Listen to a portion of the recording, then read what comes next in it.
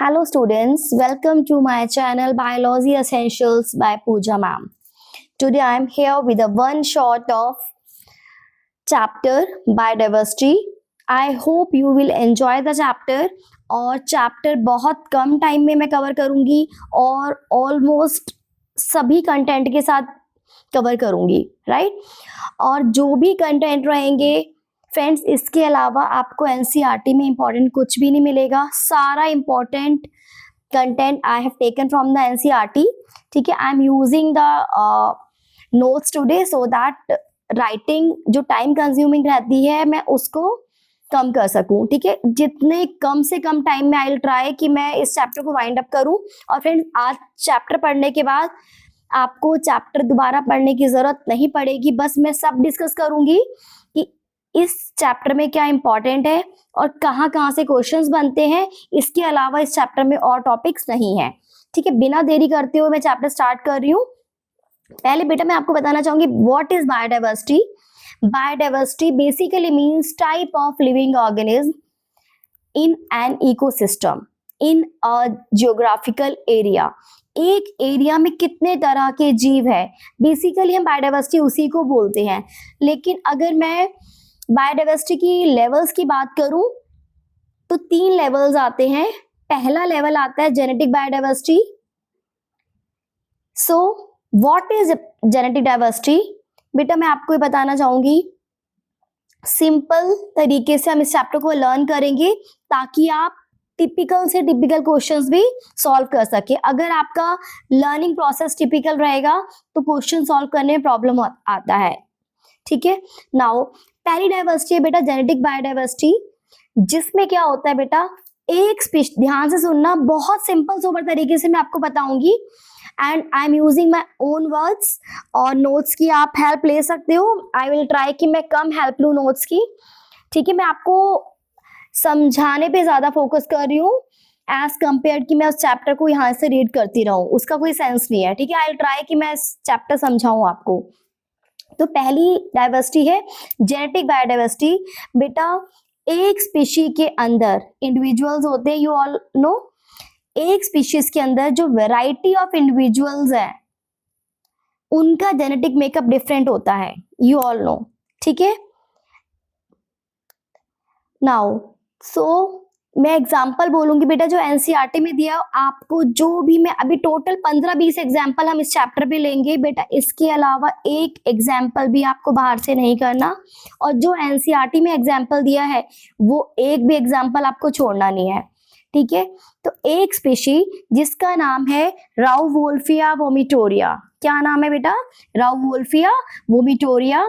ये एक बेटा मेडिसिनल प्लांट है जो केमिकल प्रोड्यूस करता है रिजरपाइन. एक मेडिसिनल प्लांट जिसका नाम है, एक स्पीशीज है, एक स्पीशीज के अंदर जेनेटिक बायोडाइवर्सिटी देखने को मिलेगी और एक इकोसिस्टम के अंदर आपको स्पीशीज बायोडाइवर्सिटी देखने को मिलेगी और एक एरिया में आपको इकोलॉजिकल बायोडाइवर्सिटी देखने को मिलेगी. ठीक है, तो बेटा अगर मैं जेनेटिक बायोडाइवर्सिटी की बात करूंगी तो एक स्पीशीज के अंदर कितने टाइप के जीन प्रेजेंट है, कितने टाइप के जीन प्रेजेंट है, कितना वेरिएशन है जीन में individual to individual. It represent the genetic diversity. अगर मैं सिंपल सोबर टर्म से बात करूं तो डाइवर्सिटी एट जेनेटिक लेवल, दो ही बातें बोलूंगी. Genetic diversity within a species दिखती है. Within a species number of gene are present. Within a species number of variation in gene is present. So it represents the genetic diversity. Genetic diversity basically mean diversity at genetic level within a species. Variation in gene represent the genetic diversity. Example दिया बेटा मैंने rauwolfia vomitoria का. बेटा एक medicinal plant है जो Himalayan reason में grow होता है और एक केमिकल प्रोड्यूस करते हैं रिजरपाइन. सो एक स्पीशीज राउवोल्फिया वोमिटोरिया के इंडिविजुअल्स, यू ऑल नो कि एक स्पीशीज में नंबर ऑफ इंडिविजुअल्स होते हैं. Between the individuals of a species rauwolfia vomitoria shows different concentration of रिजर्पाइन, एक स्पीशीज के अंदर जो अलग अलग इंडिविजुअल्स हैं वो अलग अलग कंसंट्रेशन में रिजर्पाइन प्रोड्यूस कर रहे हैं. This is because of variation in gene. Variation in gene. Species एक है, स्पीशीज की जो इंडिविजुअल्स हैं वो अलग अलग कंसंट्रेशन का रिजर्पाइन प्रोड्यूस कर रहे हैं. सो this is the genetic biodiversity. Now अगर मैं बात करूं, अगर मैं सिंपल सोबर सा एक कॉमन एग्जांपल लूं, एक तुलसी, जो कि आपने देखा होगा कुछ तुलसी बहुत कड़क होती है, बहुत स्ट्रांग होती है, या कोई भी प्लांट का एग्जांपल ले सकते हो, कुछ ज्यादा कड़क नहीं होती. ठीक है, तो स्पीशीज एक है बट उसके इंडिविजुअल्स में जीन की वेरिएशन की वजह से अलग अलग कंसंट्रेशन प्रोड्यूस हो रही है. So this is the genetic diversity, variation in the gene between the individuals of a single species. एक species के अंदर individuals के अंदर जीन में वेरिएशन आने से अलग अलग कंसंट्रेशन में कुछ भी केमिकल प्रोड्यूस हो रहा है, कुछ भी प्रोड्यूस हो रहा है. So this is the genetic biodiversity. एक और एग्जांपल एनसीईआरटी में दिया हुआ है राइस की. राइस, ये क्वेश्चन बेटा एमसीक्यूज में डायरेक्टली पूछे जाते हैं और I am again telling you, जो भी एनसीईआरटी के एग्जाम्पल्स है आई हैव टेकन ऑल. इसके अलावा आपको एक एक्स्ट्रा एग्जाम्पल भी लर्न नहीं करना. इच्छा हो तो बाद में करना, बट इसके अलावा रेयर चांस है कि कुछ आए. राइस की कितनी स्ट्रेन्स है, ऑप्शंस पे बहुत सारे ऑप्शंस आ जाते हैं. So you will write 50,000 strains. और ये भी क्वेश्चन बनता है कि राइस जो है वो जेनेटिक डाइवर्सिटी का एग्जांपल है या स्पीशी. तीन तरह की डाइवर्सिटीज मैंने आपको बताई. जेनेटिक, जो एक स्पीशीज की इंडिविजुअल्स में जीन के वेरिएशन से है.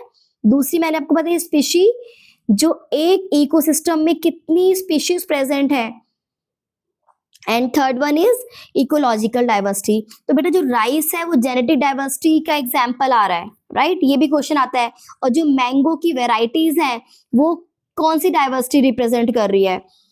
जेनेटिक डाइवर्सिटी, स्पीशी और इकोलॉजिकल. बेटा वो भी किस में आएगा आपको कि जो मैंगो की 1000 वेराइटीज है वो जेनेटिक डाइवर्सिटी रिप्रेजेंट कर रही है. राइस की 50,000 स्ट्रेन्स है वो भी जेनेटिक डाइवर्सिटी रिप्रेजेंट कर रही है. राउवोल्फिया प्लांट जो अलग अलग कंसंट्रेशन में रिजर्पाइन प्रोड्यूस कर रहे हैं उसके इंडिविजुअल्स, वो भी जेनेटिक डाइवर्सिटी प्रेजेंट कर रही है. ठीक है, तो तीन एग्जांपल्स आएंगे डाइवर्सिटी, जेनेटिक डाइवर्सिटी के. इसके अलावा बहुत एग्जांपल्स होते हैं बट हमारी एनसीईआरटी में यही गिवन है. So you have to learn only these. ठीक है, नाउ अब मैं अगली डाइवर्सिटी पे आती हूँ, स्पीशी डाइवर्सिटी. बेटा इसमें आपको कुछ नहीं लर्न करना, आपको पहले तो तीनों बायोडाइवर्सिटी के नाम पता होने चाहिए. पहली कौन सी बेटा, जेनेटिक. दूसरी कौन सी, स्पीशी. तीसरी कौन सी, इकोलॉजिकल. नाउ स्पीशीज में सिंपल सा एक ही लाइन लिखनी होगी आपको कि वेस्टर्न घाट्स हैं, उनके पास ग्रेटर एम्फीबियन स्पीशीज है than the Eastern Ghat. Area का नाम क्या हो गया, घाट्स. एक एरिया जिसके पास एम्फीबियन मीन जो पानी में और लैंड पे दोनों पे रह सकते हैं, you all know. So western Ghat एक एरिया जिसके अंदर स्पीशीज बायोडाइवर्सिटी ज्यादा है. किस कौन सी species, amphibian species biodiversity as compare to eastern Ghat. Eastern Ghat के पास एम्फीबियन की कम स्पीशीज है as compare to western Ghats. Now third आता है बेटा ecological diversity. So you have to write कि इंडिया के पास ज्यादा इकोसिस्टम है as compare to Norway. Variation in ecosystems, एक एरिया पे ज्यादा इकोसिस्टम है, एक एरिया के पास कम इकोसिस्टम्स है. सो this is the ecological diversity. India has greater ecosystem than Norway. This is more than sufficient. Now अब हम आते हैं और इंटरेस्टिंग टॉपिक पे. अभी हमने तीन तरह की बायोडाइवर्सिटी पढ़ी. जेनेटिक डाइवर्सिटी जिसमें एक स्पीशीज के अंदर कितने वेरिएबिलिटी है जीन की. दूसरी पढ़ी आपने स्पीशी बायोडाइवर्सिटी जिसमें एक एरिया में कितनी तरह की स्पीशीज है, that is a species diversity. और थर्ड पढ़ी बेटा हमने इकोलॉजिकल डाइवर्सिटी, एक एरिया के पास कितने इको सिस्टम्स है. Variation in ecosystem, variation in species and variation in gene. Variation in gene, variation in species, variation in ecosystems, right. और variation का नाम ही डाइवर्सिटी है. ठीक है. नाउ अब बेटा थोड़ा सा इंटरेस्टिंग टॉपिक आ रहा है, बहुत interesting. Now IUCN. IUCN stands for International Union for Conservation of Nature and Natural Resources. बेटा यही डिसाइड करता है, यही काउंट करता है कैसे बायोडाइवर्सिटी को प्रोटेक्ट करें, क्या कितने टाइप की, कितने नंबर की बायोडाइवर्सिटी है एंड ऑल. सो IUCN अलग अलग ईयर में अलग अलग डेटा प्रेजेंट करता है. सो IUCN NCERT में 2004 का डेटा है, तो you have to learn only this data, you no need to go for other data. So global biodiversity was 1.5 million as per the data of IUCN 2004. But एक scientist आए Robert May, उन्होंने कहा कुछ ऐसी species भी हैं जो अभी तक डिस्कवर्ड नहीं हुई है. On their basis of their experiment, they concluded there are lot of species which are yet to be discovered. So as per their experimental data, they concluded there should be 7 million of species, so called global species. उन्होंने कहा अभी discover नहीं हुई है, discover होनी बाकी है, but जो अवेलेबल स्पीशीज है globally it should be 7 millions. So ये भी क्वेश्चन आ जाता है कि रॉबर्ट मे के अकॉर्डिंग ग्लोबल बायोडाइवर्सिटी कितनी है और IUCN ने क्या डेटा दिया ग्लोबल बायोडाइवर्सिटी के लिए. आपको दो ही लर्न करने, 1.5 millions as per IUCN and as per Robert May it should be 7 millions. Okay, this is the estimated data. And next अब मैं आती हूँ नेक्स्ट पेज पे. बेटा I am taking the help of notes, बहुत time बच रहा है इससे, बहुत टाइम. ठीक है बेटा, आपको मैं बताऊं ये भी क्वेश्चंस होते बहुत इजी हैं, बट आप लोग पता नहीं किस वे में पढ़ते हैं कि आपको मुश्किल लगता है. इतना इजी चैप्टर है. नाउ अगर मैं बात करूँ ग्लोबल बायोडाइवर्सिटी, तो बेटा 100% टोटल ग्लोबल बायोडाइवर्सिटी में से 70% एनिमल्स हैं, 22% प्लांट्स हैं, including fungi, including gymnosperms, including angiosperms, including algae, and 8% are others. Right. तो आपको भी ये लर्न करना पड़ेगा, ये आपको लर्न ही करना पड़ेगा कि ग्लोबल बायोडाइवर्सिटी में कितने परसेंट कौन से लिविंग ऑर्गेनिज्म है. 22 plants and 8% are others. ठीक है. नाउ अगर मैं, ये तो टोटल ग्लोबल बायोडाइवर्सिटी का डेटा है. अगर मैं बात करूं एनिमल बायोडाइवर्सिटी का डेटा, बेटा आप बहुत सरप्राइज होंगे. उसमें से among animal biodiversity 70% are insects, 70% are arthropods and rest 30% are others phylum. ठीक है. तो you have to learn 70% are insects.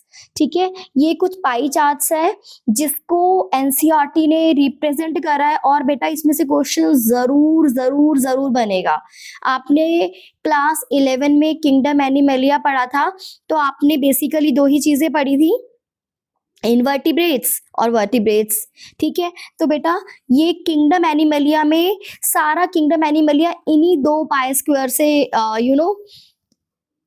Complete होगा. तो मैं आपको बता देती हूँ बेटा आपको कैसे क्वेश्चंस आते हैं. नाउ फॉर एग्जाम्पल ये देखिए बेटा, मैं इनवर्टिब्रेट्स की बात कर रही हूँ. ठीक है. अगर मैं बात करूँ इनवर्टिब्रेट्स की, तो बेटा इसमें से I am not talking about whole animal kingdom, मैं सिर्फ इनवर्टिब्रेट्स की बात कर रही हूँ.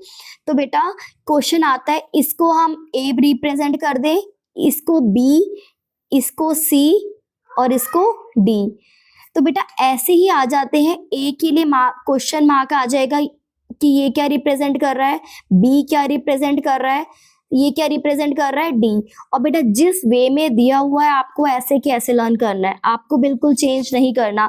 अगर आप सीक्वेंस में चेंज करोगे तो आप कंफ्यूज होगे और आपका 100% क्वेश्चन गलत हो जाएगा, ठीक है।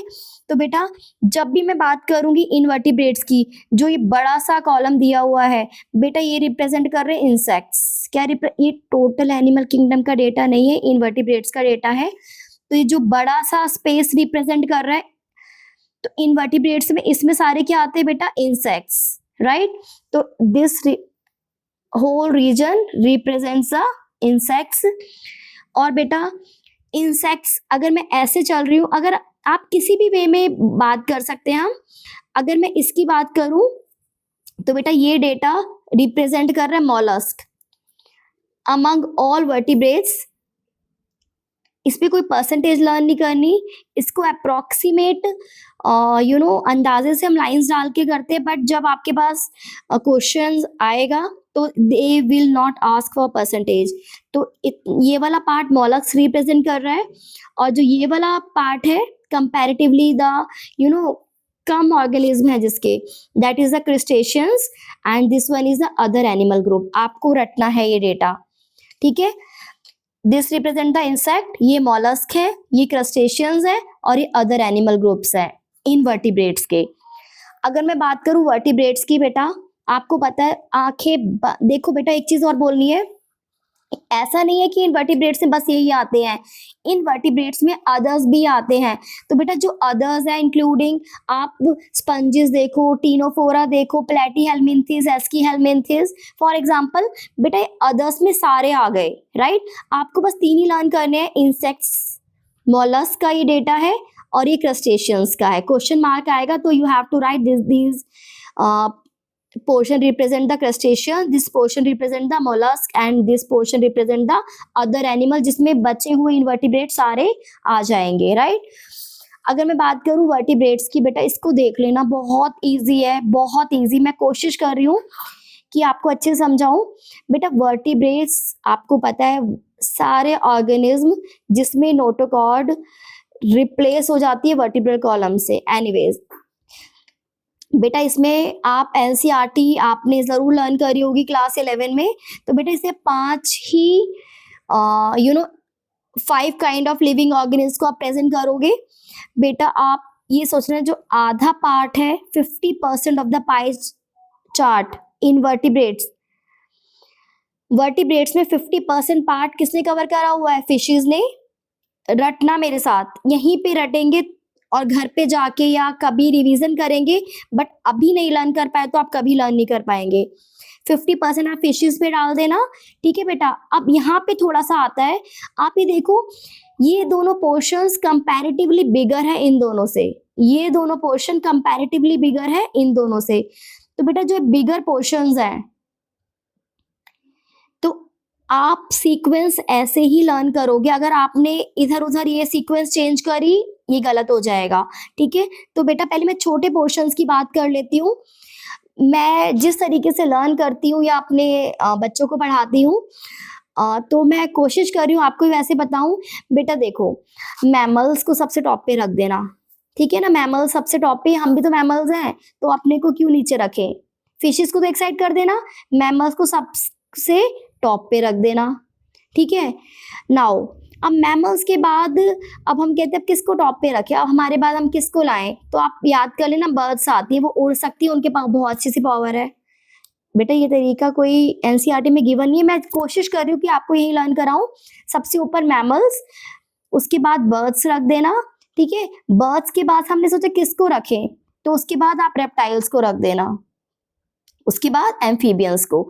और बस ये याद रखना, मैमल्स और एम्फीबियन का सेम लगभग same equal number of organism show हो, ठीक है। और ये दोनों थोड़े से बड़ा पार्ट इनका शो कर देना, मैमल्स, बर्ड्स, रेप्टाइल्स, एम्फीबियंस। ये आपको लर्न करना पड़ेगा, अभी जल्दी से लर्न कर लो। मैमल्स, मैमल के बाद हम किसको प्रायोरिटी दे रहे हैं, बर्ड्स को, उसके बाद रेप्टाइल्स को। आ जाओ रेप्टाइल्स, तुम भी थोड़ी प्रायोरिटी ले लो। लास्ट में एम्फीबियन, कि तुम तो लैंड पे भी रह रहे हो, पानी में भी तुम नीचे रहो, ठीक है। तो हम एम्फीबियंस को नीचे रख रहे हैं, ठीक है। नाउ अब तीसरा पाए चार्ट आता है, सुनेंगे बेटा, ये बहुत इजी है बेटा। मैंने कहा जब भी बायोडाइवर्सिटी पढ़ो 1 घंटे में आप लर्न कर लोगे, पर दिल लगा के पढ़ना तभी लर्न हो पाएगा बेटा। देखो प्लांट्स, आपको पता है हमारा जो किंगडम प्लांटे हैं बेसिकली 5 डिविजन्स हैं उसके, ठीक है। नाउ आप कहोगे मैम 5 डिविजन्स में आपको पता ही है 5 डिवीजन, मेरे साथ बोलो, एल्गी, ब्रायोफाइट्स, टाइडोफाइट्स, जिम्नोस्पर्म्स और एंजियोस्पर्म्स। अब एनसीईआरटी में जिम्नोस्पर्म्स का बेचारे का नाम ही नहीं लिया, अब क्या करें, कोई बात नहीं, कोई बात नहीं, जो एनसीईआरटी बोल रही है हम वही करेंगे। तो बेटा पहले आप ये करना, सेंटर में एक पॉइंट डाल के, ठीक है, 2 जो बड़े बड़े पार्टीशंस बनाओगे, और बेटा फंजाई को यहीं रखना, कंफ्यूजन नहीं लाना, ठीक है। एंजियोस्पर्म्स को यहीं, आपको कि मैम फंजाई बेटा जो यहाँ पे दिया है आपको ऐसे ही लर्न करना है, ठीक है। यहाँ पे जिम्नोस्पर्म्स नहीं आएंगे, कुछ बच्चे एग्जाम उस टाइम पे दिमाग ना लगा के एग्जाम में दिमाग लगाते हैं, जिम्नोस्पर्म्स कहाँ रहेगा, जिम्नोस्पर्म्स नहीं दिए यहाँ पे, ठीक है। सो पहले राइट हैंड साइड पे एंजियोस्पर्म्स रख देना, उसके सामने फंजाई, ये दोनों हो गए क्लियर, ठीक है।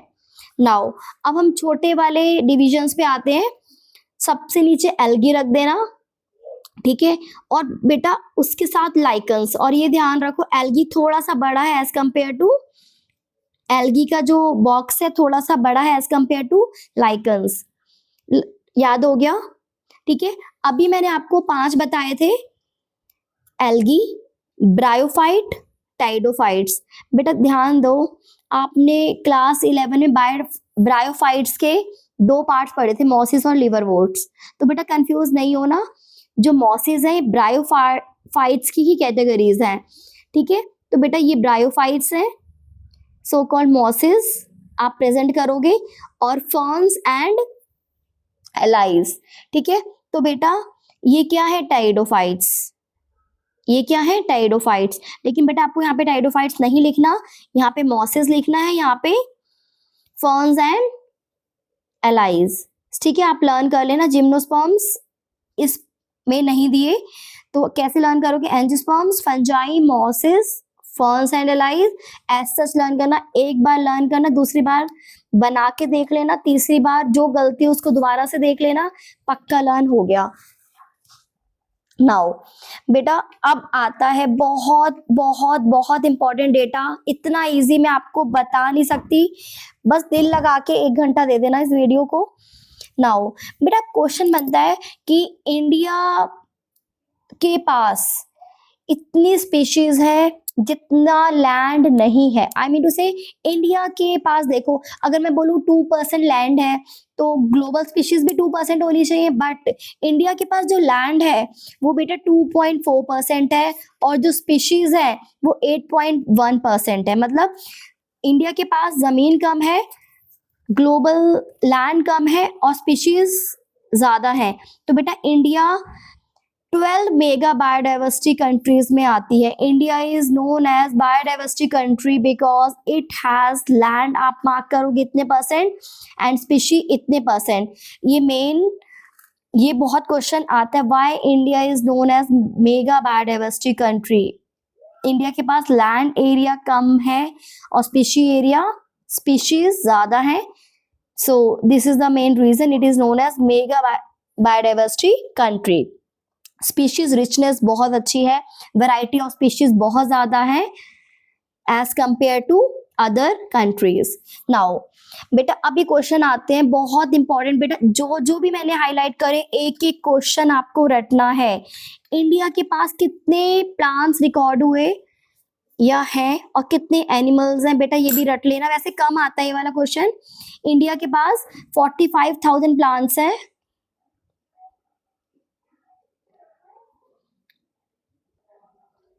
इंडिया के पास 45,000 प्लांट्स है, 90,000 एनिमल्स है। बेटा अब ये क्वेश्चन जो बहुत बहुत ज्यादा पूछा जाता है, अमेज़न रेन फॉरेस्ट की कितनी बायोडाइवर्सिटी है। बेटा आपको कहा जाता है अमेज़न रेन फॉरेस्ट के पास हाईएस्ट बायोडाइवर्सिटी है ठीक है, उसको लंग्स ऑफ प्लैनेट भी कहा जाता है, क्योंकि बेटा वो 20% जो अर्थ का ऑक्सीजन है which is produced by Amazon rain forest. तो बेटा ये आपको एज सच लर्न करना है बिना डिस्टरबेंस के, एज सच। बेटा ये 1-2 बार में हो जाएगा। नाउ बेटा उसके पास इनवर्टिब्रेट्स कितने हैं? 1,25,000। प्लांट्स की स्पीशी, बेटा देखो ये कंफ्यूज मत हो ना, इंडिया के पास 45,000 प्लांट्स रिकॉर्ड हुए, बट अमेजोन ये अमेरिका में है, सो इट इसकी प्लांट डाइवर्सिटी कितनी है? 40,000। फिशेस कितनी है? बेटा आप ये ऐसे लर्न करना, जो मैं आपको तरीका बताती हूँ, जो आपने वर्टिब्रेट्स पढ़े थे ना, वर्टिब्रेट्स में ये 5 चीजें पढ़ी थी क्या? Fishes, mammals, birds, reptiles, amphibian. बेटा इन्हीं के नंबर को प्रेजेंट कर रहा है। आपने देखा, अभी मैंने आपको बताया था कि मैमल्स और एम्फीबियन का जो बॉक्स है वो सेम साइज का है। अभी मैंने आपको बताया था फिशेस ज्यादा है, बर्ड्स और रेप्टाइल का बॉक्स ऑलमोस्ट सेम साइज का है। तो बेटा ऐसे लर्न कर लेना, इन 5 को ही प्रेजेंट करना है अमेजोन वाले में भी। देखो फिशेस अभी देखी थी ना आप, सबसे ज्यादा थी वर्टिब्रेट के पाई चार्ट में, तो फिशेस कितनी है? 3,000। रटनी है ये आपको कैसे भी करके, ठीक है। बेटा अभी मैंने आपको बताया था बर्ड्स का बड़ा बॉक्स है साइड में, ठीक है। तो बेटा बर्ड्स कितनी है? 13,000। सीक्वेंस ऐसे ही लर्न करना ताकि आप भूलो नहीं। और मैंने बेटा अभी आपको बताया था एम्फीबियन और मैमल का, मैमल सबसे ऊपर थे, एम्फीबियन सबसे नीचे थे। अभी मैंने बताया था मैमल्स और एम्फीबियन इनका बॉक्स ऑलमोस्ट सेम साइज का था। तो बेटा अमेजोन रेन फॉरेस्ट की डाइवर्सिटी भी एम्फीबियन 427 स्पीशी और मैमल्स की 427 स्पीशीज। रेप्टाइल सबसे कम है, रेप्टाइल्स इसमें सबसे कम है 378। बेटा ऐसे कैसे लर्न करो? Just close your eyes and learn with ma'am invertebrates. I am closing my eyes, you should close your eyes.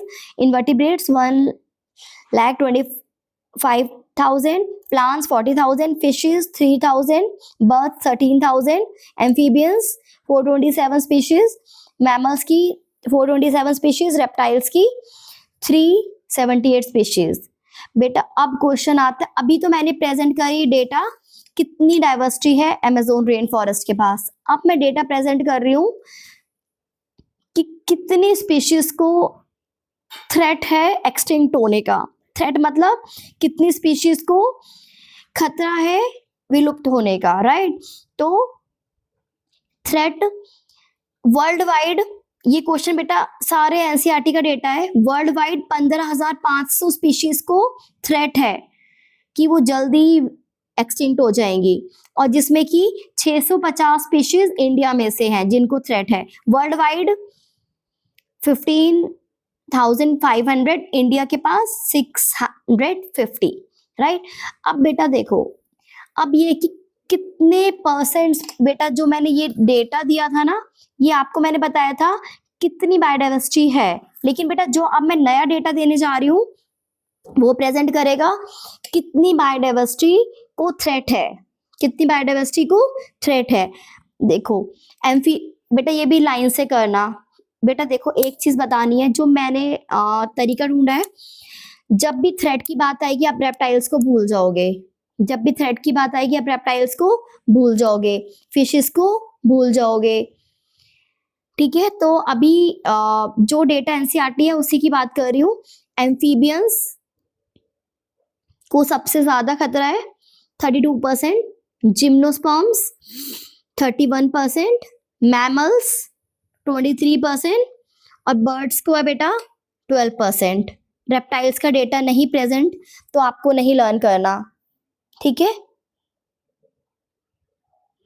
Now अब आता है बेटा बेटा ये बोर्ड का फेवरेट क्वेश्चन, क्वेश्चन आता है एनसीईआरटी का कि कितनी स्पीशीज एक्सटिंक्ट हुई और रिसेंटली एक्सटिंक्ट। बच्चे लिख देते हैं डायनासोर्स, ट्राइनोसोर्स। नो बेटा, रिसेंटली एक्सटिंक्शंस आर दीज। और बेटा ये क्वेश्चन 4 स्पीशी हैं और वो स्पीशीज कहाँ कहाँ से एक्सटिंक्ट हुई, ठीक है।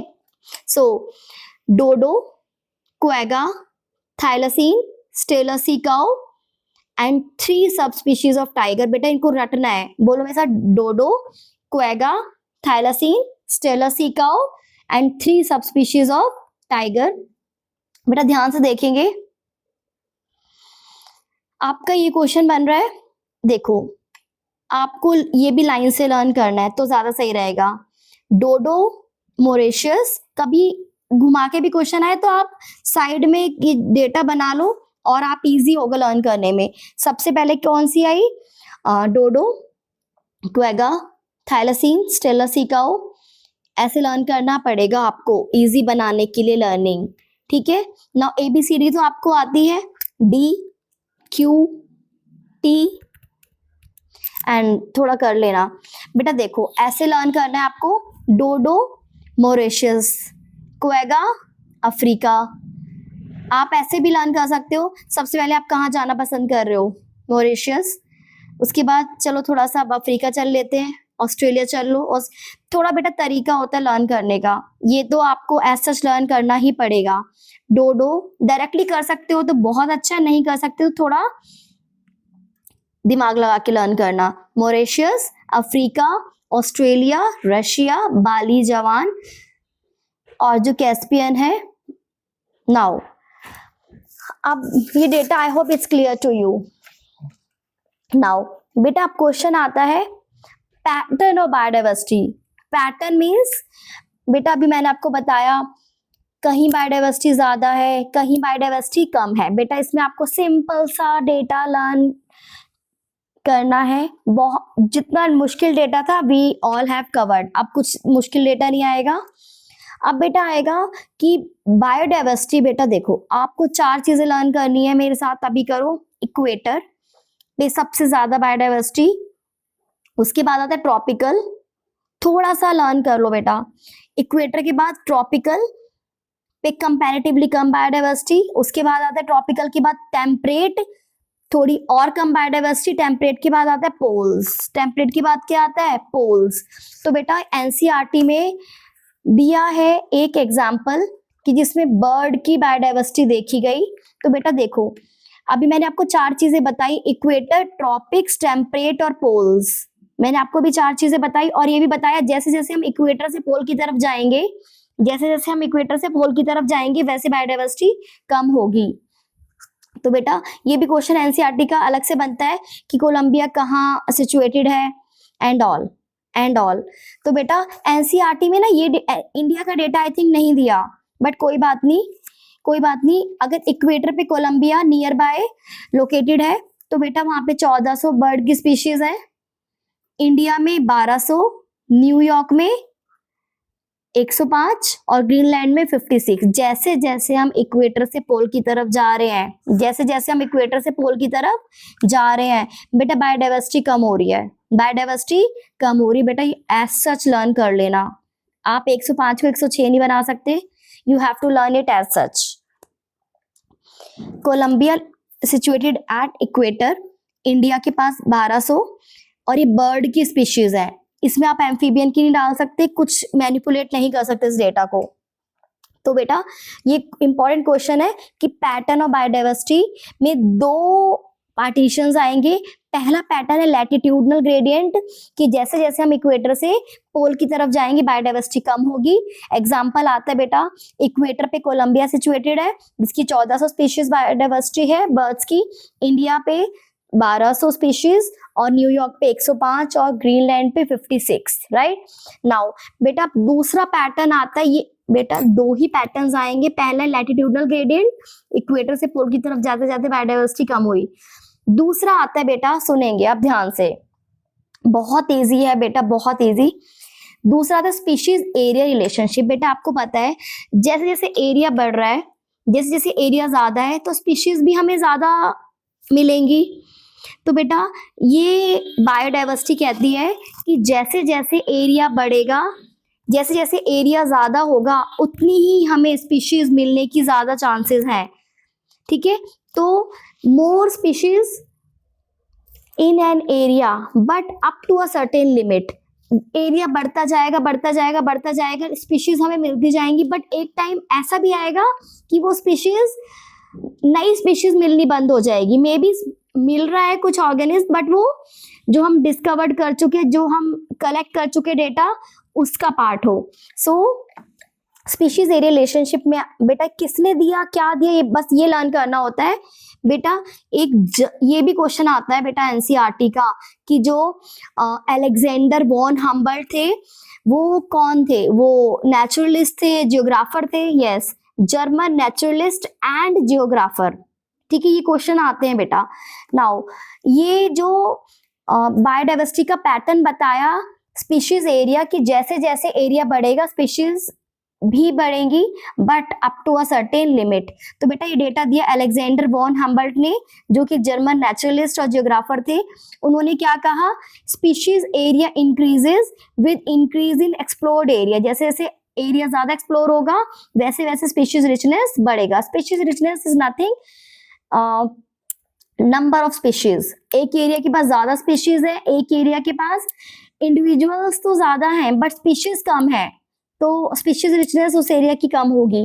तो मोर द स्पीशीज, उसी को हम बोलेंगे उसका स्पीशीज रिचनेस क्या है। What is the species richness? Number of species present in an particular area. तो बेटा स्पीशीज रिचनेस को देखेंगे जल्दी से। देखो डेटा बेटा दिस इज द डेटा।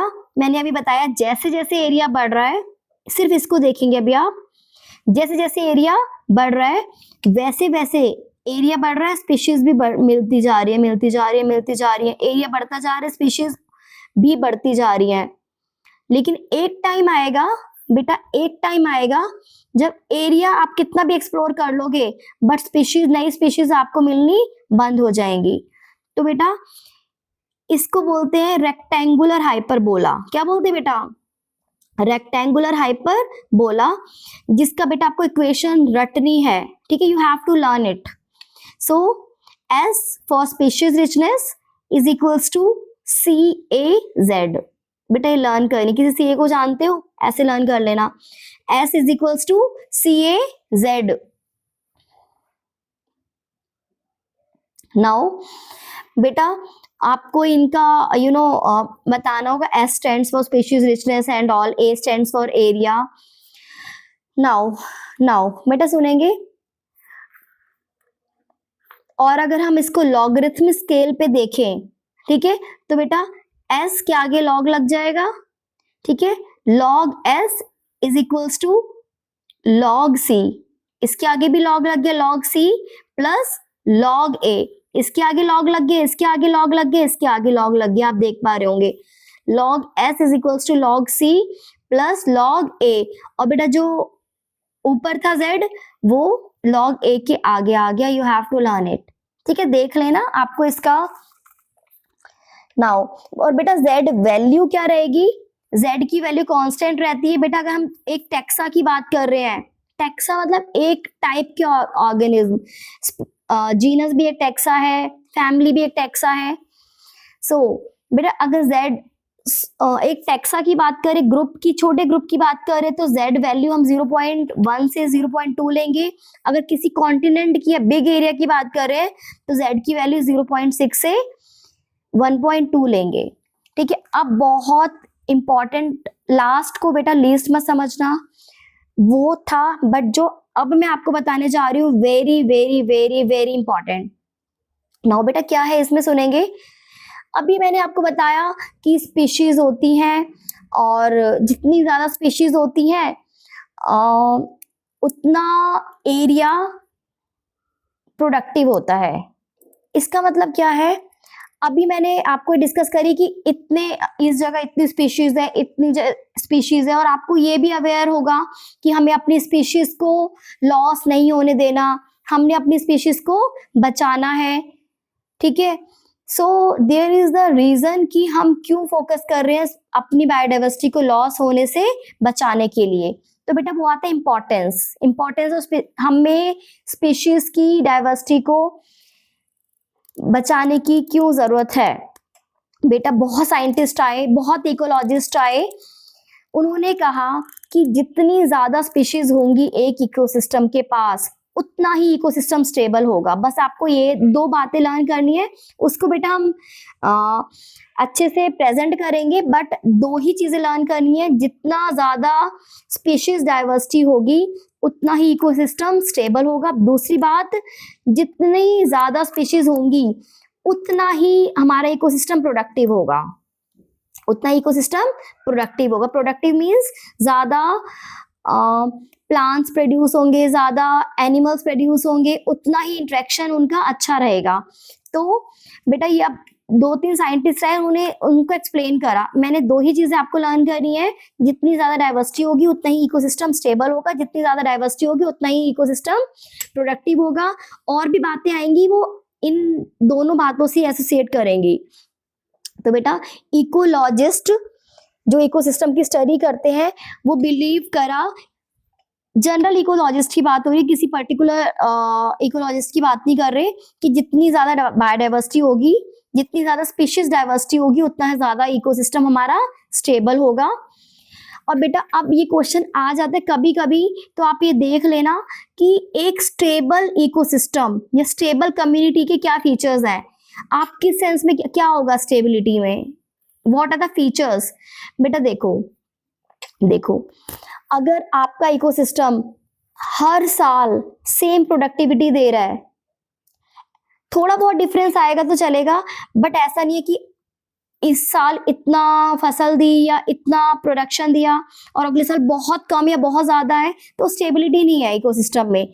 तो बेटा स्टेबल कम्युनिटी या स्टेबल इकोसिस्टम की पहली पहचान है कि जो प्रोडक्टिविटी देता है इकोसिस्टम उसमें ज्यादा वेरिएशन नहीं आना चाहिए। There should not be too much variation in the productivity year to year. अपनी लैंग्वेज आप फ्रेम कर सकते हो।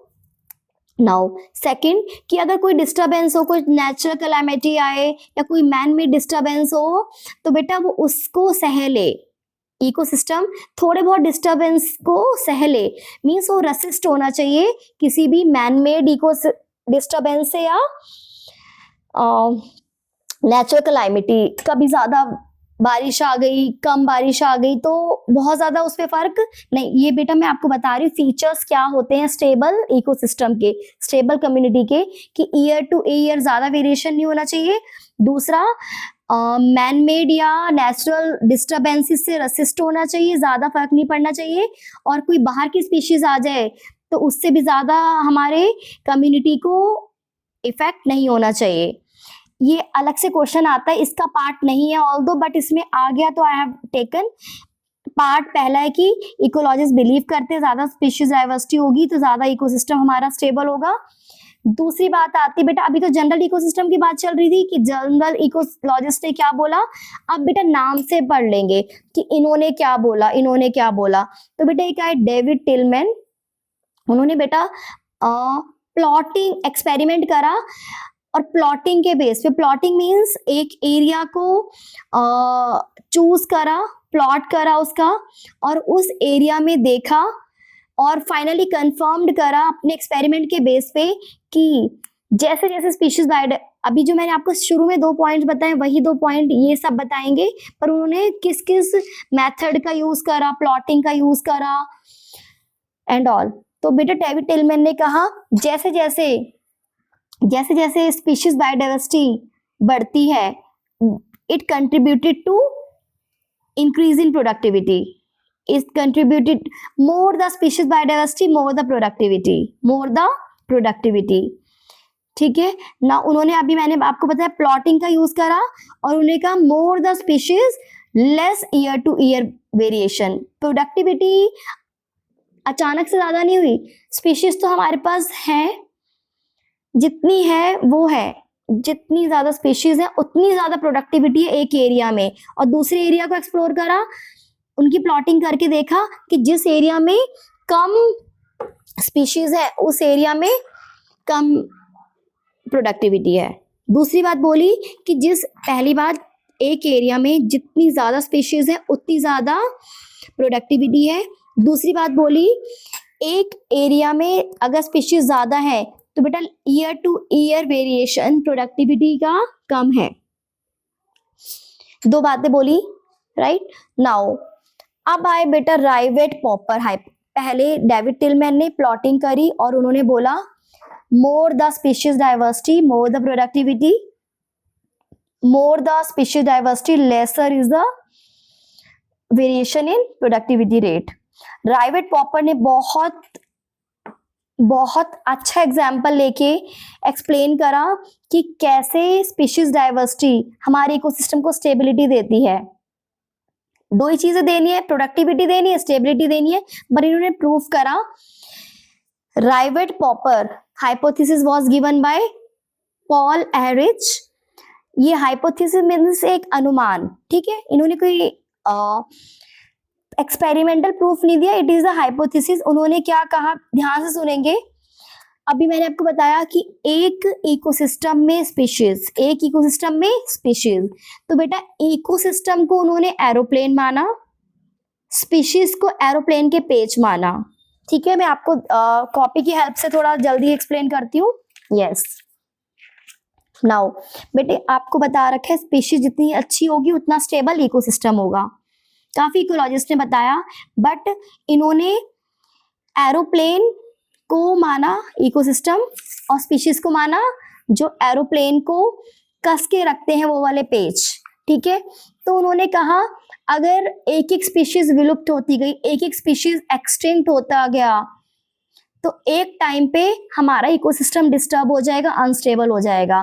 तो उन्होंने वही कहा कि जैसे जैसे हम एरोप्लेन का एक एक पेज, हर यात्री एक एक पेज लेके जाता रहा अपने घर, और दूसरे वर्ड से बोलो, अगर एक एक स्पीशीज करके इकोसिस्टम से स्पीशीज एक्सटिंक्शन होता रहा तो शुरू में इकोसिस्टम की स्टेबिलिटी पे बहुत ज्यादा इफेक्ट नहीं होगा, या बोला शुरू में एरोप्लेन की सेफ्टी को बहुत ज्यादा इफेक्ट नहीं होगा, बट एक टाइम आएगा over a period of time जो इकोसिस्टम है, इकोसिस्टम को प्लेन माना था ना, इकोसिस्टम है उसकी स्टेबिलिटी डेंजरसली वीक हो जाएगी, और या एरोप्लेन की सेफ्टी, बहुत ज्यादा पेच निकल गए तो एरोप्लेन हमारा वीक हो जाएगा और मे बी एक टाइम पे वो क्रैश हो जाए।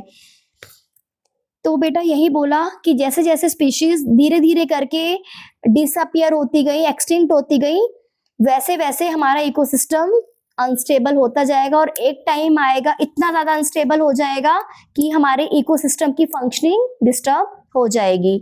ऐसे ही कहा था, एरोप्लेन का एक एक पेज निकालते गए तो शुरू में मे बी फ्लाइट पे असर ना आए, बट एक टाइम आएगा जो प्लेन डेंजरसली वीक हो जाएगा। नाउ एक बात और इजी सी है, जरूरी नहीं है ये आप करें, बट फिर भी आई वुड लाइक टू से बेटा की स्पीशी क्या होती है? Very important species of an ecosystem.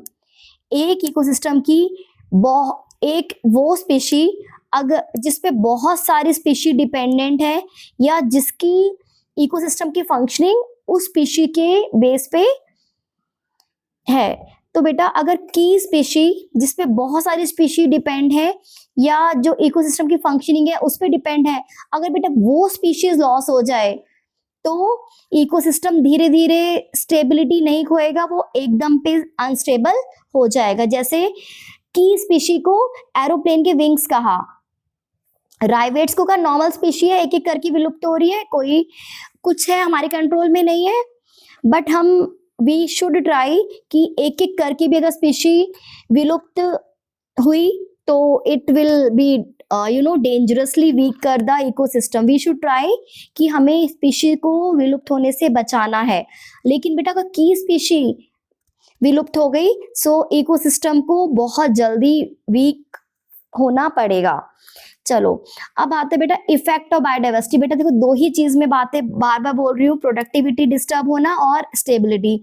अगर आपका बायोडाइवर्सिटी लॉस होगा तो प्रोडक्टिविटी भी डिक्लाइन हो जाएगी, स्टेबिलिटी भी डिक्लाइन हो जाएगी, और जो रेसिस्टेंस है नेचुरल और मैन मेड डिस्टर्बेंस से वो भी क्या हो जाएगा, रिड्यूस। थोड़ा सा भी डिस्टर्ब होगा इकोसिस्टम तो उसी में वो बहुत ज्यादा अनस्टेबल हो जाएगा। नाउ बेटा अब आता है आपका बहुत बहुत बहुत इंपॉर्टेंट, बेटा जो जो मैंने आपको 1 घंटे थोड़ा टाइम कम या ज्यादा में बातें बताई, एक एक वर्ड, एक एक लाइन, एक एक सेंटेंस इंपॉर्टेंट है। तो बेटा क्या कारण है बायोडाइवर्सिटी लॉस की? बेटा बोर्ड का फेवरेट क्वेश्चन है। और बेटा इसमें एग्जांपल्स पढ़ेंगे, पहले तो 4 कारण बता दोगे, फिर 4 कारण में एग्जांपल देके आपको समझाना है, otherwise it is of no use. सिर्फ बोर्ड में एग्जाम्पल को ही फोकस दिया जाता है बायोलॉजी में, you all are aware about this. तो बेटा 4 मेन कारण, बेटा उसको क्या बोलेंगे? The evil quartet. क्या बोलेंगे? The evil quartet. अगर ये पूछे what is evil quartet, you will answer these are the 4 causes of biodiversity loss, evil quartet. ठीक है बेटा, पहला कारण है हैबिटेट लॉस। हैबिटेट मतलब habitat is a place where the organism lives, जहां पे ऑर्गेनिज्म रहता है उसको हम उसको हैबिटेट बोलेंगे। ठीक है, और उसके जो surrounding atmosphere plus where it is living collectively called habitat. तो बेटा जो बोर्ड में क्वेश्चन आता है what is the primary cause of biodiversity loss, आपको कि ma'am there is 4 causes, but जो प्राइमरी कॉज है और जो बहुत मोस्ट इंपॉर्टेंट कॉज है बेटा वो हैबिटेट लॉस है। Other 3 are also the cause, but जो main most important cause of biodiversity loss is the habitat loss. हम उनका घर बार काट रहे हैं, रोड्स बना रहे हैं, बिल्डिंग्स बना रहे हैं एंड ऑल। तो बेटा हैबिटेट का लॉस करना और उनके हैबिटेट का फ्रेगमेंटेशन करना, टुकड़े करना, जिसकी वजह से बायोडाइवर्सिटी लॉस हो रही है।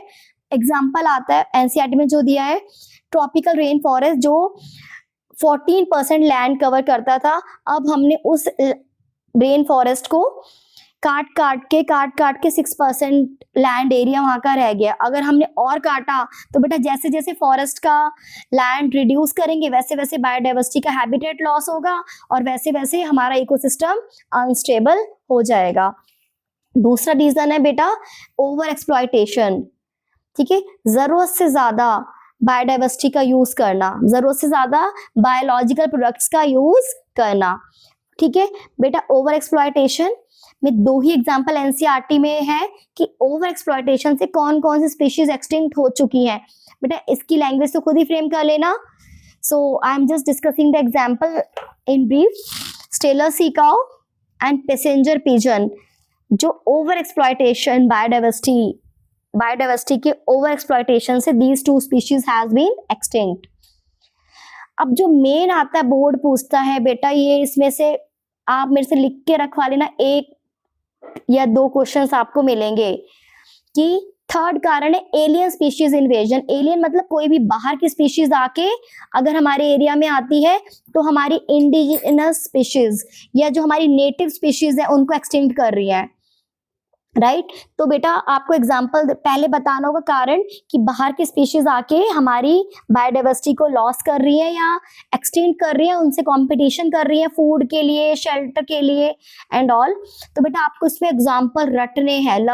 अभी तक मैंने आपको दोनों बताए, दोनों में कोई खास एग्जाम्पल नहीं है, ये अलग से एमसीक्यूज में नहीं आते। लेकिन बेटा जो तीसरा वाला है ना, सिर्फ तीसरा, I am again telling you, third alien species invasion के 4 एग्जाम्पल्स हैं, आपको वो रटने हैं बेटा।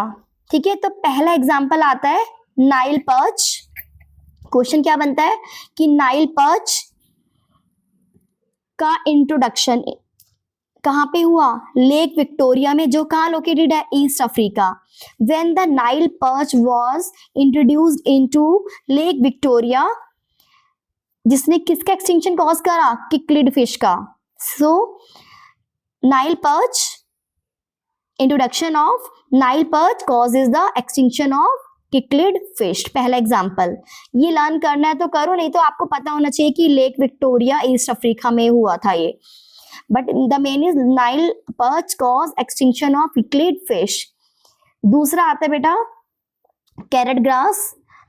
कैरेट ग्रास बेटा आपको इसमें ये लर्न नहीं करना इसने किसको एक्सटिंक्ट करा, एज सच नेम लर्न करना है। कैरेट ग्रास एक वीड है बेटा, ये भी क्वेश्चन आता है बोर्ड में, कैरेट ग्रास का साइंटिफिक नेम क्या है या पार्थीनियम का कॉमन नेम क्या है? तो बेटा ये आपको लर्न करना है, पार्थीनियम, कैरेट ग्रास, ये भी काफी स्पीशीज को इन्होंने हार्म करा। सेकंड बेटा लर्न करना है लैंटाना। बस आपको मैं 3 ही एग्जांपल लर्न करा रही हूँ अभी। नाइल पर्च ने किक्लिड को एक्सटिंक्ट कर लिया, दूसरा कैरेट ग्रास जो काफी स्पीशीज को हार्म करती है, तीसरा लेंटाना, चौथा वाटर हाइसिंथ जिसका साइंटिफिक नेम है इकॉर्निया क्रेसिपिस। ठीक है, तो बेटा आपको तीनों में किसको एक्सटिंक्ट करा नहीं लर्न करना, बस ये 3 स्पीशीज हैं जो हमारी इंडिजिनस स्पीशीज को हार्म कर रही है। नाउ बेटा जो आपको लर्न करने हैं ना, बेसिकली ये दोनों एग्जांपल है, पहला और लास्ट। अफ्रीकन कैटफिश, बेटा ये भी बोर्ड में क्वेश्चन आता है क्योंकि एनसीईआरटी में जो नाम दिया है उससे तो एक एक लाइन से क्वेश्चन बन सकता है, आपको पता ही है। तो बेटा अफ्रीकन कैटफिश जिसका साइंटिफिक नेम आप लर्न कर लेना, उसने इंडिजिनस कैटफिश या इंडियन कैटफिश को एक्सटिंक्ट कर दिया। जो अफ्रीकन कैटफिश है उसका नाम है क्लेरियस गैरीपाइनस। ठीक है, anyways African catfish cause threat for अभी थ्रेट मतलब it is about to be extinct. ठीक है, threat for the indigenous catfish. आपको ये एमसीक्यूज में क्वेश्चन पूछा जा सकता है, अफ्रीकन कैटफिश का साइंटिफिक नेम क्या है और इंडिजिनस कैटफिश का क्या नाम है, so you can learn it now. बेटा देखो मैंने आपको 4 कारण बताए हैं। पहला हैबिटेट लॉस, जिसमें आपको बताना है ट्रॉपिकल रेन फॉरेस्ट जिसमें 14% एरिया कवर्ड होता था, अब वो 6% में कन्वर्ट हो चुका है। So we are doing the fragmentation, we are doing the habitat loss of the species, or which is the main reason of biodiversity loss. Habitat खत्म कर रहे हैं तो biodiversity loss हो ही रहा है। दूसरा कारण ओवर एक्सप्लॉयटेशन कर रहे हैं जिसकी वजह से biodiversity loss हो रही है। तीसरा कारण एलियन स्पीशीज इन्वेजन हो रहे हैं जिसकी वजह से biodiversity loss हो रही है, इसमें एग्जाम्पल आपको रट रहे हैं।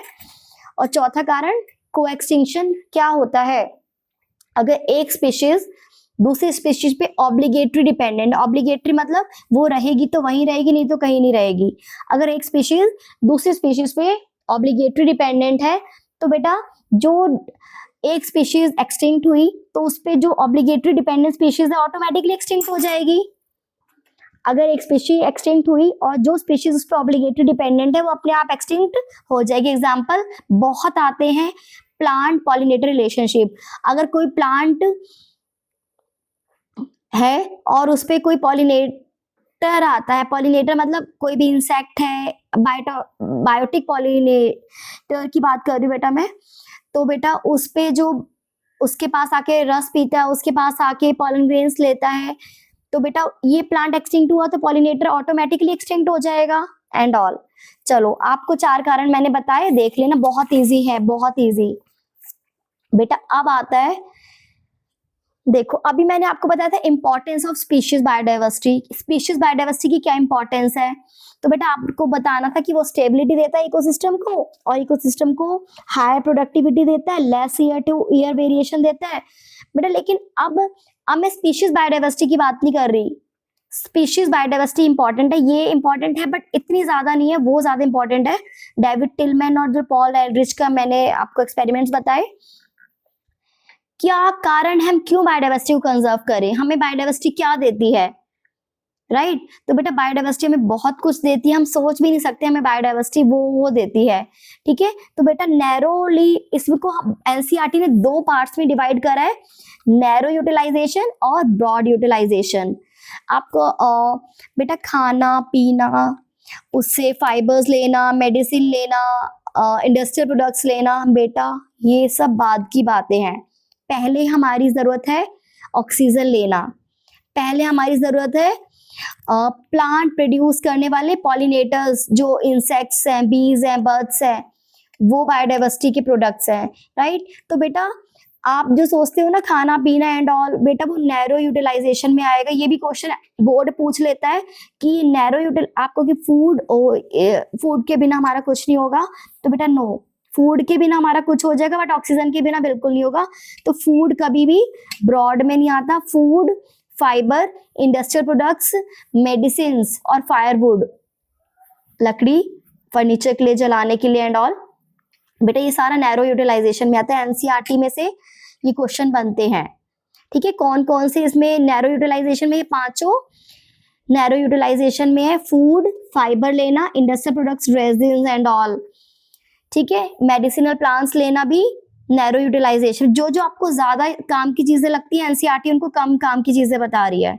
ठीक है, अब ब्रॉड यूटिलाइजेशन में क्या आता है बेटा, जो मैंने अभी आपको बताया कि बायोडाइवर्सिटी होगी, प्लांट्स होंगे, बायोडाइवर्सिटी प्लांट्स एनिमल्स दोनों आ रहे हैं, तो बेटा ऑक्सीजन होगी। प्लांट्स ही नहीं होंगे तो ऑक्सीजन कहाँ से आएगी?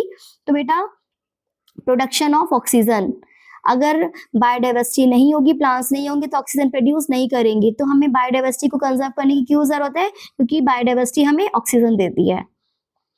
तो बेटा और ये भी क्वेश्चन आता है कि जो 20% का टोटल अर्थ का जो ऑक्सीजन है वो अमेज़न रेन फॉरेस्ट से आता है, इसलिए अमेज़न रेन फॉरेस्ट को लंग्स ऑफ प्लैनेट कहा जाता है। ठीक है, एनीवेज अभी मैं आपको कंटेंट दे रही हूँ, अंदर तो क्वेश्चंस पे क्वेश्चंस बनते हैं। Production of oxygen, biodiversity conserve क्यों करें? क्योंकि इसका ब्रॉड यूटिलाइजेशन है, वो हमें ऑक्सीजन देती है। क्यों कंजर्व करें? क्योंकि बायोडाइवर्सिटी हमें पॉलिनेटर्स देती है, बीज देती है, इंसेक्ट्स देती है, जो हमारे प्लांट को पॉलिनेट करते हैं, जिससे फर्टिलाइजेशन होता है, जिससे सीड बनता है, जिससे फ्रूट बनता है। तो बेटा पॉलिनेशन जो कि बायोडाइवर्सिटी की हेल्प से ही हो पाता है। Variety of insect, birds and bats are the pollinating agents. ठीक है बेटा, बिना पॉलिनेटिंग एजेंट्स के पॉलिनेशन मतलब फर्टिलाइजेशन ऑफ प्लांट्स पॉसिबल नहीं है। अगर फर्टिलाइजेशन नहीं होगा तो हमें कोई भी प्लांट से सीड या फ्रूट नहीं मिल पाएगा। दो कारण बताए, ऑक्सीजन दे रही है, हमें पॉलिनेशन करवा रही है बायोडाइवर्सिटी। तीसरा जो ब्रॉड यूटिलाइजेशन है, एस्थेटिक, हमें खुशी दे रही है।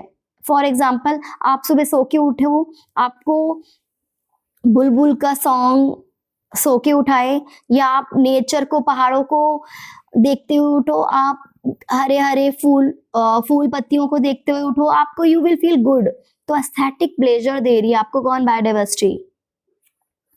नाउ अब बेटा दो हो गए, नैरो यूटिलाइजेशन, दूसरा हो गया आपका ब्रॉड यूटिलाइजेशन, तीसरा इथिकल।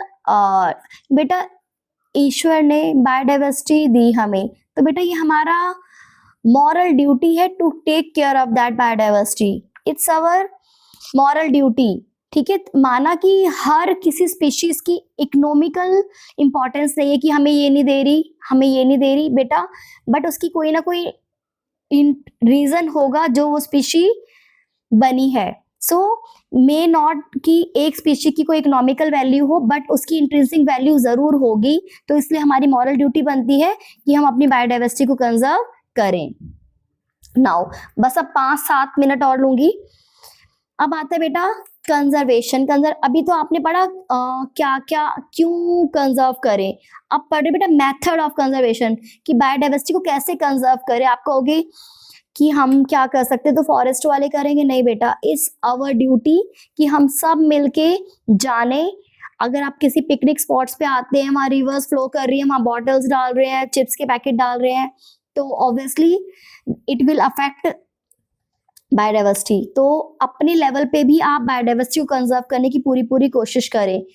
बेटा देखो दो लेवल आते हैं, इन सीटू कंजर्वेशन और एक्स सीटू कंजर्वेशन। सुनेंगे, इन सीटू मतलब जिस हैबिटेट में वो रहते हैं उसी हैबिटेट में उनको कंजर्व कर दो, उनको वहां पे बाउंड्रीज लगा दो कि यहाँ पे कोई उनको डिस्टर्ब नहीं करेगा, यहाँ पे कोई रोड्स नहीं बनेगी, यहाँ पे जो भी उनको चाहिए वो एक्सेस में प्रोवाइड करिए। ठीक है, तो बेटा कंजर्वेशन ऑफ बायोडाइवर्सिटी में आएगा in situ conservation of biodiversity in their natural habitats. Simple, ये कोई नहीं पूछता इन सीटू क्या होता है, बट स्टार्ट कर रहे हैं तो इसके अंदर के कंटेंट बोर्ड में आते, या तो पूरा आएगा right the methods of conservation biodiversity, फिर आप बताओगे इन सीटू और एक्स सीटू है। इन सीटू जहाँ नेचुरल हैबिटेट में उनका कंजर्वेशन हो रहा है, और एक्स सीटू मतलब आउटसाइड देयर नेचुरल हैबिटेट, उनको नेचुरल हैबिटेट उनका एक्सटिंक्शन होने को है, थ्रेट है एक्सटिंक्ट होने का, और उनको similar natural conditions artificially provide करके उनको हम कंजर्व करें, that is the ex situ. Anyways बेटा बोर्ड में जो क्वेश्चन बनते हैं मैं उनकी ज्यादा डिस्कस करूंगी।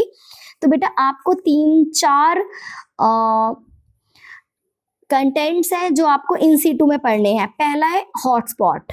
बेटा बहुत बहुत बहुत बहुत इंपॉर्टेंट, अलग से भी आते वाटर हॉटस्पॉट या कंजर्वेशन का टाइप पार्ट है, तो कंजर्वेशन लिखोगे तो ऑटोमेटिकली हॉटस्पॉट्स के बारे में लिखना पड़ेगा, बट खाली हॉटस्पॉट के बारे में आप लिख सकते हो। what are hotspots? बेटा hotspots are the area, बहुत ध्यान से सुनना please. hotspots are the area which contain very sensitive species। पहली बात, दो बातें लिखनी है हॉटस्पॉट के बारे में और उनके एग्जाम्पल लर्न करने हैं। Hotspot are the area which contain very sensitive species, जो स्पीशीज उसी एरिया में रह सकती है और अगर उन स्पीशीज को उस एरिया से हटाया जाए तो बेटा वो स्पीशीज में भी सरवाइव ना कर पाए। सो उसको बोलते हैं एंडेमिज्म। क्या बोलते हैं? जो सेंसिटिव स्पीशीज है और जो एक एरिया पे ही कन्फाइंड है, एक एरिया में ही रहती है, अगर वहां से उनको हटाया जाए या डिस्टर्ब करा जाए तो वो एक्सटिंक्ट हो सकती हैं। So what are hotspots? Hotspots are the area which have high degree of endemism, or you can say which contain very sensitive species, or the species endemic species, which contain endemic species, the species which is confined to particular area. Second point is high species richness, sensitive species है और बहुत ज्यादा species है उस area में। ज्यादा species का होना, species richness, I have already discussed this with you. So hotspots बहुत सेंसिटिव स्पीशीज कंटेन कर रहे हैं जो एक रीजन में कन्फाइंड है, दूसरा हाई स्पीशीज रिचनेस कंटेन कर रहे हैं। बेटा हॉटस्पॉट हम हर एरिया को नहीं घोषित कर सकते, क्योंकि अगर एक एरिया हॉटस्पॉट घोषित हो गया तो बेटा उसमें 0% डिस्टर्बेंस अलाउड है। तो पूरे वर्ल्ड में ये भी रटना है आपको, नाम नहीं याद करने वर्ल्ड के हॉटस्पॉट की, बस नंबर आता है बोर्ड में कि 34 हॉटस्पॉट्स हैं और इंडिया में 3 हॉटस्पॉट्स हैं। और इंडिया वालों का नाम एनसीईआरटी ने दिया तो आपको भी लर्न करना है बेटा, एज सच लर्न करना है। देखो पहला हिमालय तो आप कर ही लोगे, इजी तरीका मैं ढूंढ रही हूँ आपको बताने का। दूसरा इंडो बर्मा, ये दूसरा हॉटस्पॉट है। पहला हिमालय, दूसरा इंडो बर्मा, तीसरा वेस्ट। बेटा इसको हल्का सा भी डिस्टर्ब नहीं करना कि इंडो के साथ वेस्टर्न घाट डाल दे, नो, ऐसा लर्न करना है हिमालय, इंडो बर्मा और western Ghats and Sri Lanka, western Ghats and Sri Lanka ऐसा लर्न करना है बेटा। आपको पता है बेटा वेस्टर्न घाट के पास हाई स्पीशीज है बेटा, ये 2 हॉटस्पॉट नहीं है, एक ही है, western Ghat and Sri Lanka, Indo Burma और हिमालय, ठीक है। और बेटा अगर हमने हॉटस्पॉट की स्ट्रिक्टली प्रोटेक्शन कर दिया, हॉटस्पॉट्स को स्ट्रिक्टली प्रोटेक्ट कर दिया, तो बेटा मास एक्सटिंक्शन क्या होता है? जो बहुत सारी स्पीशीज एक साथ एक्सटिंक्ट हो जाती है उसको मास एक्सटिंक्शन बोलते हैं। तो बेटा वो हम 30% तक कंट्रोल कर सकते हैं अगर हमने हॉटस्पॉट को स्ट्रिक्टली प्रोटेक्ट कर दिया। नाउ बेटा अभी मैंने एक ही बताया इन situ का हॉटस्पॉट, क्या बताया बेटा? हॉटस्पॉट क्या होते हैं, हॉटस्पॉट के एग्जांपल्स क्या हैं एंड ऑल। बेटा दूसरा आता है जो कि कम पूछा जाता है अलग से, हाँ इन situ लिखोगे तब तो ऑब्वियसली आपको लिखना पड़ेगा, बट अलग से नहीं पूछा जाता, बस आपको नंबर लर्न करने बेटा, ये रट लेना। सिंपल लिखेंगे, सेकेंड पार्ट शुरू हो रहा है, national parks, wild life sanctuaries and biosphere reserve. क्या है बेटा? National parks, wild life sanctuaries and biosphere reserve. बेटा ये तीनों एरियाज हैं जिनका आपको नंबर लर्न करना है बोर्ड में। और बेटा आप गूगल करेंगे तो मे बी नंबर आपको वेरी मिले, बट आपको एनसीईआरटी में जो नंबर है वही लर्न करना है कि ये तीनों national park, wildlife sanctuary and biosphere reserves are the protected areas where the protection of wildlife is given, where the protection to wildlife is given. और जहाँ पे बहुत मिनिमल ह्यूमन एक्टिविटी अलाउड है, minimal means बहुत ना के बराबर, बहुत जरूरत पड़ने पर अलाउड है। तो बेटा आपको नंबर लर्न करना है, सिर्फ नंबर लर्न करना है बेटा। इसको ना हम प्रोटेक्टिव एरियाज भी बोल सकते हैं, इस टॉपिक को मैंने अलग अलग नाम लिखा है, इसको हम प्रोटेक्टेड एरियाज भी बोल सकते हैं। 14 बायोस्फीयर रिजर्व है, 90 नेशनल पार्क है बेटा, इसको यहाँ नहीं ले जा सकते, एज सच लर्न कर लेना। और 448 वाइल्ड लाइफ सेंचुरीज है। और बेटा एक चीज और बोल रही है एनसीईआरटी कि जो बायोस्फीयर में ना जोन्स होते हैं, राइट, बाहर का जोन, अंदर का जोन, सबसे अंदर का जोन कोर जोन, ठीक है। तो बेटा बाहर के जोन में थोड़ी ह्यूमन एक्टिविटीज अलाउड है, जो लोग उनका केयर कर रहे हैं उनको अपने यूज के लिए by the permission of government they can take the